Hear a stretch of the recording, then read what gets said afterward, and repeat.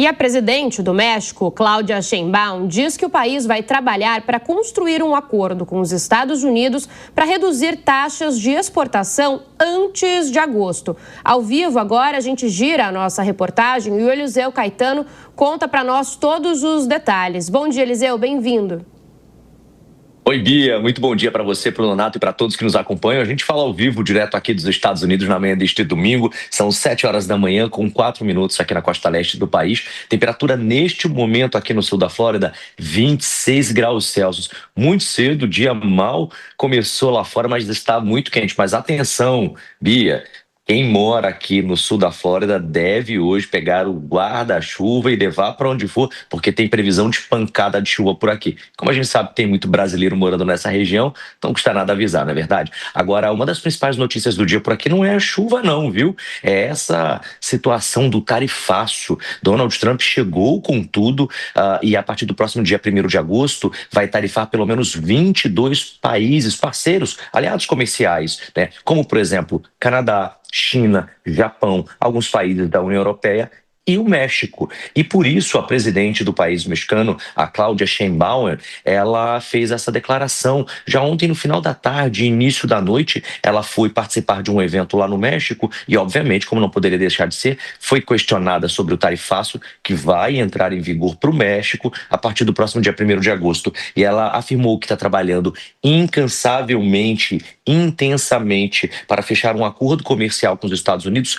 antes do dia 1º de agosto, para evitar que o país que ela preside seja taxado, para evitar, né, que as tarifas sobre produtos mexicanos, anunciada aí pelo presidente dos Estados Unidos, Donald Trump, sejam colocadas em prática. Ela declarou que afirma firmemente nessa possibilidade e que pretende sim evitar o aumento de tarifas que pode chegar por lá até 30% sobre produtos agrícolas e também sobre produtos industriais exportados do México para os Estados Unidos. Segundo ela, inclusive já há uma mesa de negociações acontecendo neste final de semana em Washington, D.C., na capital dos Estados Unidos, e que essa mesa de negociação deve continuar válida pelo menos durante toda a próxima semana. Ou seja, novas rodadas de negociações vão acontecer com representantes do alto escalão dos dois países.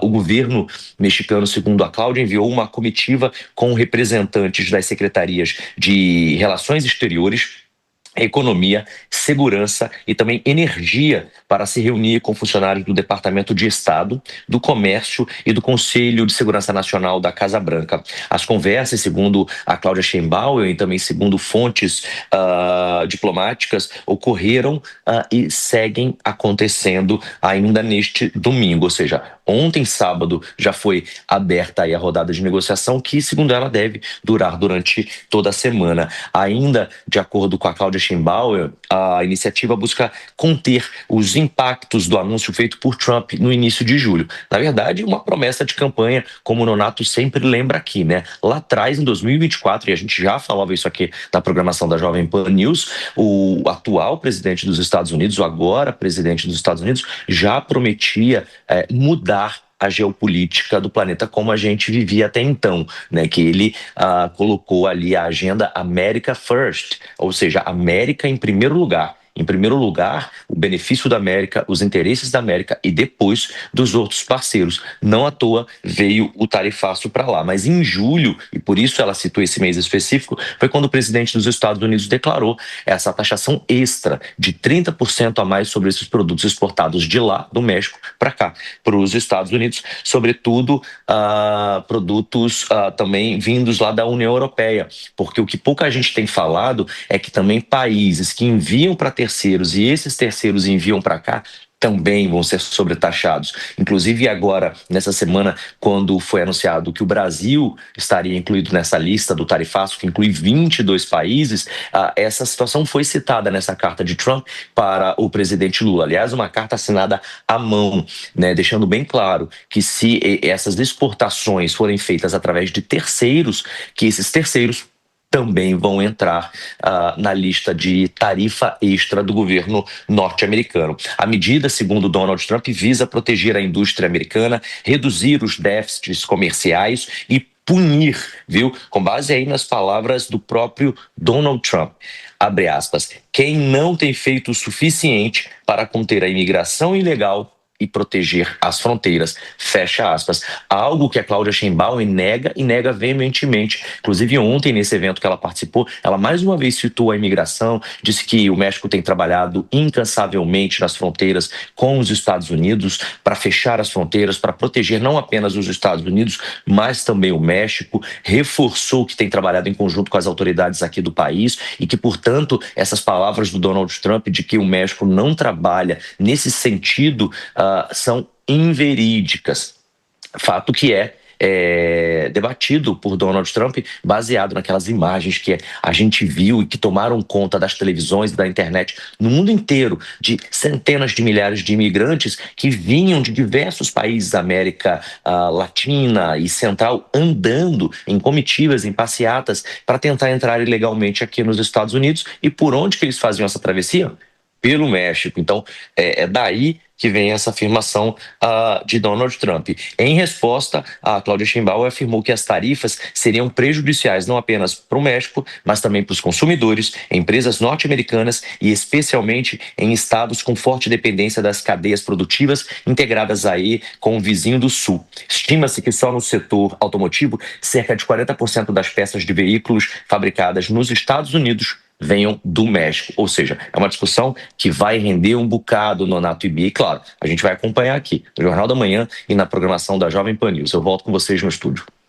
Claro, Eliseu, e a gente conta com você aí para atualizar de todas essas negociações o tempo todo aqui para a gente. Até já, e eu chamo para continuar nesse assunto e analisar essa questão nosso comentarista Cássio Miranda de volta. A Cássio, presidente do México, então ela correu para começar essas negociações, né? Ela acerta, tem chance de conseguir alguma coisa com o presidente Donald Trump? Há muita chance por algumas razões. Primeiro, interesse mútuo.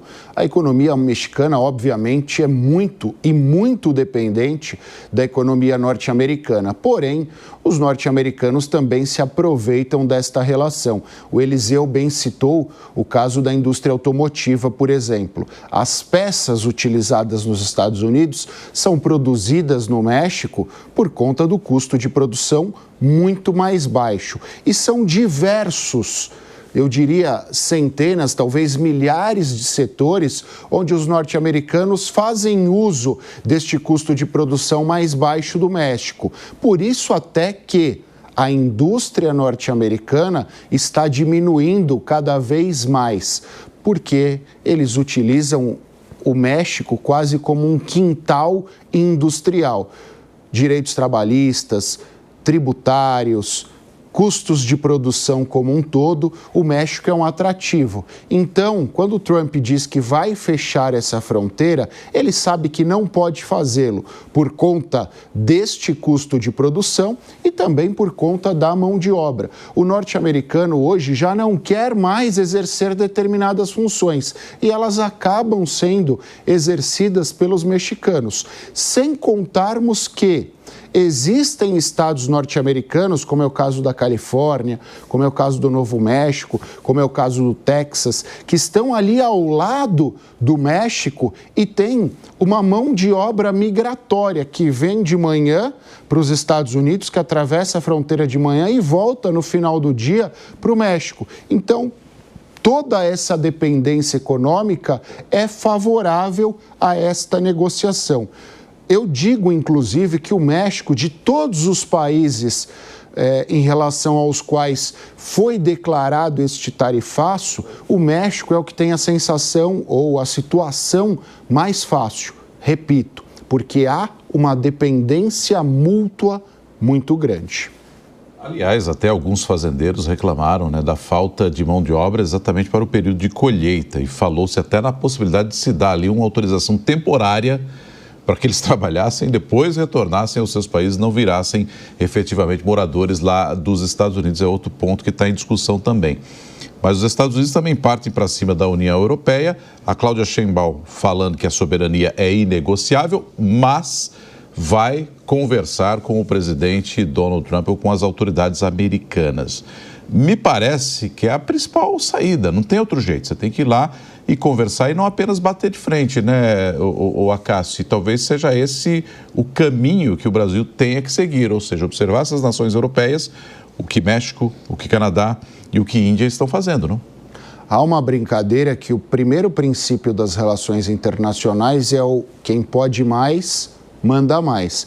E é um pouco isso. Donald Trump é líder da principal economia do mundo. Por mais que exista uma dependência mútua, ele sempre estará em vantagem nessas negociações, porque todos nós, e quando eu digo todos nós, todos os países do mundo, queremos vender para o mercado norte-americano, sem contarmos que a economia norte-americana é alavancada nos empréstimos que eles fazem para os outros países. Então, os Estados Unidos são quase que donos das dívidas públicas mundo afora. Então, também é um segundo aspecto que gera essa dependência econômica. Então, gostem ou não, concordem ou não, todos sentarão à mesa de negociação com os Estados Unidos. E é isso que Donald Trump sabe. Ele, com um pouco mais de voracidade do que deveria, com um pouco mais de publicidade do que os outros presidentes, mas ele faz a mesma coisa que outros fizeram. Repito,